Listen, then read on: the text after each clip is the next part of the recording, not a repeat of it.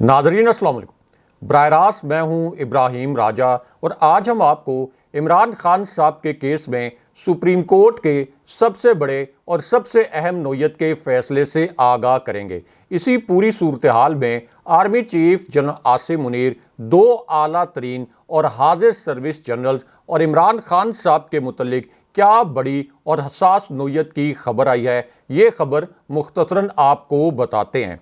मौलाना तारिक जमील साहब के बेटे की अचानक मौत के मुतल्लिक अब दूसरी सीसीटीवी वीडियो में क्या नया और हसास नोयत का इंकशाफ किया गया है। इस एक इंकशाफ से और इस नई सीसीटीवी फुटेज से इस पूरे वाक़े का रुख तब्दील होकर रह गया। ये खबर भी मुख्तसरन आपको सुनाते हैं। इसी पूरी सिचुएशन में साइफर केस के जज अबुल असनाद साहब की अदालत में आज क्या गैर मामूली वाक़या हुआ, यानी वो जज अबुल असनाद जिनकी अदालत में इमरान खान साहब को लोहे के पिंजरे में कैद करके पेश किया जाता है, लेकिन अब आज उनकी अदालत में किस किस्म का हैरानकुन वाक़या हुआ, ये वाक़या भी मुख्तसरन आपको सुनाते हैं। और अडयाला जेल में इमरान खान साहब और 4 चक्कियों के मुतल्लिक अब क्या हसास नोयत की खबर आई है, ये खबर भी मुख्तसरन आपके सामने रखते हैं। सबसे पहले आपको मौलाना तारिक जमील साहब के बेटे की मौत के मुतल्लिक जो नई सीसीटीवी फुटेज सामने आई है, इस वीडियो के मुतल्लिक आगाह करते हैं, क्योंकि ये एक ऐसी सीसीटीवी वीडियो है जिससे आसिम जमील साहब की मौत से जुड़ा जो वाक़या है इसका पूरा रुख तब्दील होकर रह गया है। और अब तक सामने लाई गई जितनी भी इतलात थी, अब तक सामने लाई गई जितनी मालूमात थी, वो तमाम इतलात, तमाम मालूमात और तमाम दावे मुकम्मल तौर पर गलत साबित हो गए हैं। इस नई सीसीटीवी वीडियो से बड़े बड़े चैनल्स पर आसिम जमील साहब की अचानक मौत के मुतल्लिक जो दावे किए गए थे या जो खबरें चलाई गई थी, वो सारी खबरें भी मुकम्मल तौर पर गलत साबित हुई हैं। और अब आसिम जमील साहब की मौत के मुतल्लिक किस किस्म की वीडियो सामने आई है और इस वीडियो की मदद से किस किस्म के हकायक सामने आए हैं, ये हकायक आपके सामने रखते हैं।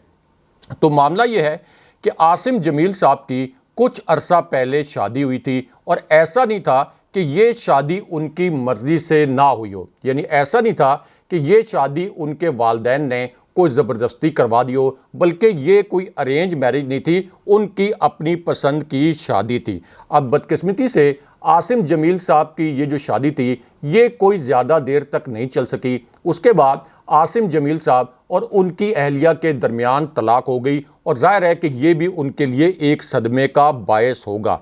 आसिम जमील साहब और इसी तरह उनकी अहलिया, इनकी कोई औलाद नहीं थी और अब आसिम जमील साहब के मुतल्लिक एक और बड़ा तकलीफदेह नोयत का इंकशाफ किया गया, जो कि इस सीसीटीवी फुटेज के सामने आने के बाद किया गया।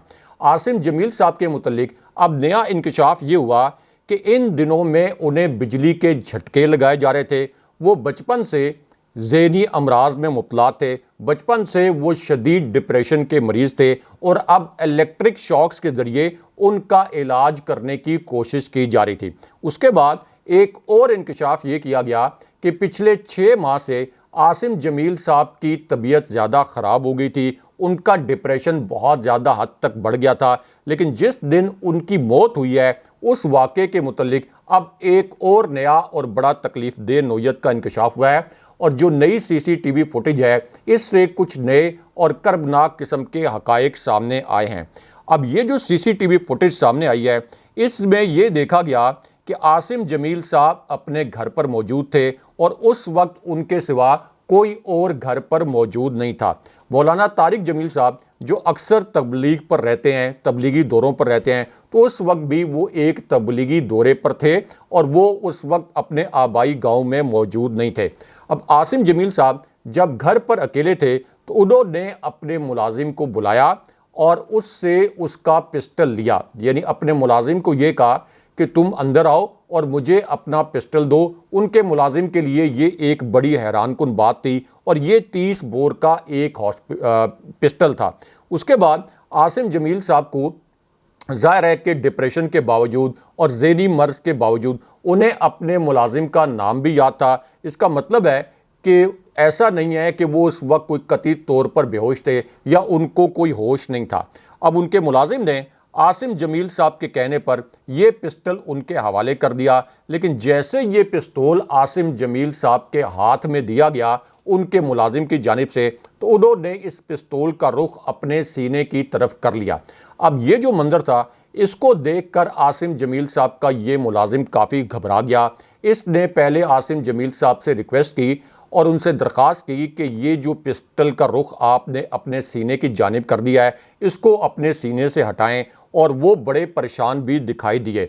अब उनके उस वक्त तक वहमो गुमान में भी नहीं था कि आसिम जमील साहब क्या करने जा रहे हैं। और जब उन्होंने 2-3 मरतबा आसिम जमील साहब से ये कहा कि आप अपने सीने से ये पिस्टल हटा दें, तो उन्होंने इतनी देर में गोली चला दी, यानी अपने सीने पर आसिम जमील साहब ने गोली चला दी। अब ये गोली लगने से जाहिर है कि वो शदीद ज़ख्मी हो गए, उनके हाथ से पिस्टल गिर गया और उसके बाद उन्हें उनके कस्बे का जो हेल्थ सेंटर है वहाँ पर ले जाया गया, लेकिन वो जाँ बर नहीं हो सके, वो जाँ बहक हो गए। लेकिन अब इस वाक़े की जो हसास नोयत की एक CCTV वीडियो सामने आई है, इसमें 2 बड़े नए इंकशाफात किए गए हैं। क्योंकि ये जो इंकशाफात हैं ये एक ऐसी सूरत हाल में किए गए जब तमाम न्यूज़ चैनल ने ये खबर चलाई कि असल में आसिम जमील साहब की वफ़ात के मुतल्लिक कुछ छुपाया जा रहा है। इस तरह का तासुर दिया गया, ख़ास तौर पर नून लीग के कारकुनों की जानिब से या उनके सोशल मीडिया की जानिब से इस तरह का कोई तासुर दिया गया कि शायद कोई कातलाना हमला हुआ है और उसके नतीजे में उनकी शहादत हुई है या उनकी मौत हुई है। लेकिन अब जो CCTV फुटेज सामने आई है उसके अंदर पता चला है कि असल में जब उनकी मौत हुई तो क्या हुआ था। क्योंकि अब DPO का ये बयान सामने आया है कि उन्होंने खुद इस वाक़े की पूरी CCTV फुटेज देखी है और इसमें उन्होंने आसिम जमील साहब को खुद पर गोली फायर करते हुए, खुद पर फायर करते हुए देखा भी है। और यहाँ उनके भाई यूसुफ जमील का भी एक इंतहाई अहम बयान सामने आया, क्योंकि यूसुफ जमील ने यह कहा है कि उनके भाई ज़हनी अजियत का शिकार थे, उन्होंने खुद अपनी जान ली है। हम अल्लाह की रज़ा पर खुश हैं। उन पर कातलाना हमले के हवाले से जो मुख्तलिफ चैनल्स पर ख़बरें चली, जो मुख्तलिफ दावे किए गए, ये मुकम्मल तौर पर गलत है और हम ये तस्दीक कर रहे हैं कि असल में उन्होंने अपनी ज़हनी अजियत और अपने ज़हनी मर्ज़ की वजह से ख़ुदकुशी की। लेकिन यहाँ आपको अडयाला जेल से एक नाकाबिले यकीन नोयत की जो खबर आई है, जो इमरान खान साहब से जुड़ी खबर है, इस खबर के मुतल्लिक बताते हैं। ये खबर अब से कुछ देर पहले पाकिस्तान के सबसे बड़े न्यूज़ चैनल जियो न्यूज़ ने नशर किया है। इस खबर के 2 नुकात पहले आपको मुख्तसरन बताते हैं और फिर 2 दिलचस्प ज़मीनी हक़ाइक़ भी आपके सामने रखते हैं।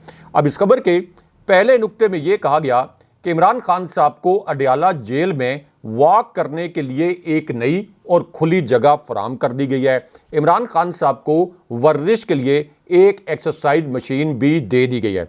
इसी खबर में दूसरा हैरानकुन दावा ये किया गया कि अब इमरान खान साहब का ये जो सेल है, यहाँ पर एक टीवी भी पहुँचा दिया गया है। इमरान खान साहब को टीवी की सहूलत फराहम कर दी गई है। लेकिन इस खबर का दूसरा नुक्ता बहुत हैरानकुन है और नाकाबिले यकीन है। यानी एक तरफ तो ये कहा गया कि इमरान खान साहब को टीवी की सहूलत फराहम कर दी गई है।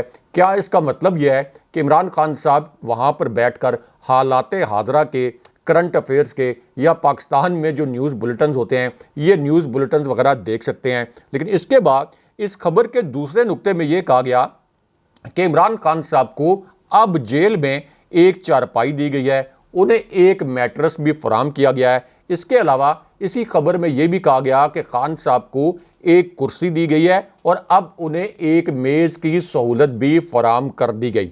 अब इस खबर के तीसरे नुक्ते में इमरान खान साहब और अडयाला जेल और 4 चक्कियों के हवाले से एक हैरानकुन दावा किया गया। यानी 4 चक्कियाँ जो जेल की हैं, इनके हवाले से इमरान खान साहब से जुड़ा एक नया दावा किया गया और इसको एक ब्रेकिंग न्यूज़ के तौर पर नशर भी किया गया और जियो न्यूज़ की वेबसाइट पर भी इस खबर को पब्लिश किया गया।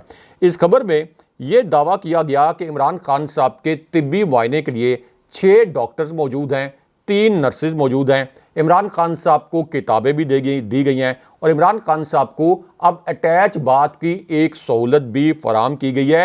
लेकिन इस खबर का आखिरी हिस्सा सबसे हैरानकुन है।